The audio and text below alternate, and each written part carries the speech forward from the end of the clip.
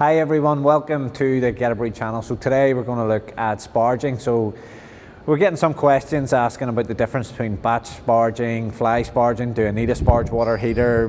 What temperature do I sparge at? So just want to very briefly cover those things.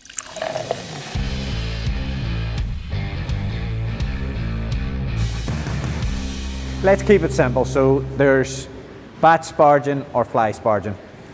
Fly sparging is, let's imagine a copper pipe, both ends crimped and holes drilled into it, and a water supply going into the middle. The pressure of the water is going to make the copper turn around, so that's going to then trickle the water out through the copper pipe as it goes around. So that in theory is fly sparging. So the water is going in gradually over a protracted period of time.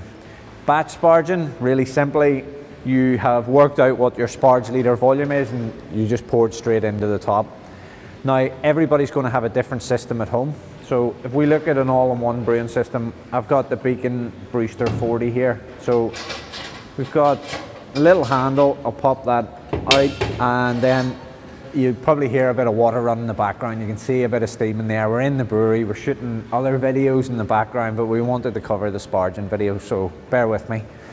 Top plate that's on this grain basket here is perforated, and as you can see, when you pour water over the top of that it's going to disperse nice and evenly through the perforations. So if your system is a chiller box that you've converted to a mash tun and then you want the sparge over the top of it, a real simple solution is, sheet of tin foil. So if we take come on in, Kevin. Come on in. Come on in. It's all right. Don't worry. The man's at work here, so we need to make way for him. So if you haven't got a top plate, you're going to use tin foil as the top plate as a possible solution. So if we pop it over the top of whatever your mash tun might be, and then just really simply, whether you want to get a knife or whether you want to get a pen and pop little holes into it, what you're doing then is replicating the top plate that you have, and it's just going to allow the water to diffuse through the tin foil. So you've got your tin foil along the top of your grain bed. Doesn't matter whether it's a circular system, rectangular, square. What the aim is to cover the grain bed with the tin foil and then perforate holes. So the holes are acting as a perforation to allow the water to disperse evenly throughout the top of the whole of the grain bed. The reason that you're wanting to do that is extracts, you want to get the maximum extract out, so you're wanting to rinse the grains evenly from the top to the bottom to ensure that you're getting good extract for your brew. Options for heating water for sparging, you can buy yourself a sparge water heater. This is the Brewmonk one. There is the Digi Boiler version, there's the Grainfowler Mangrove Jacks version.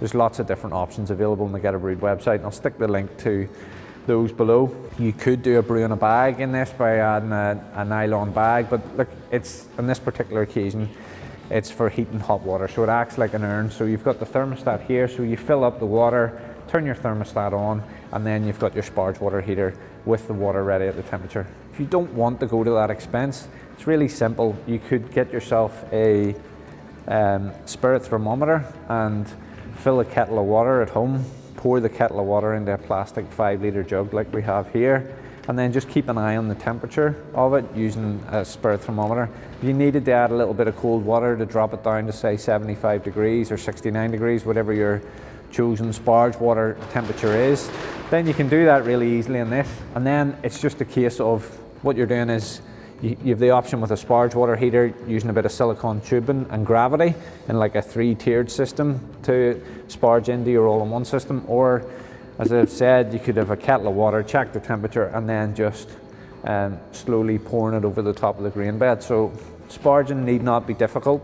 If you need assistance calculating your sparge water volumes, we've got a video on the YouTube channel explaining how to do that. But general rule of thumb, when you're mashing in, 3 times the amount of water as the weight of the grain will absorb a litre per kilogram, and then you're wanting the sparge to achieve a pre-boil volume which allows for the boil off on your system.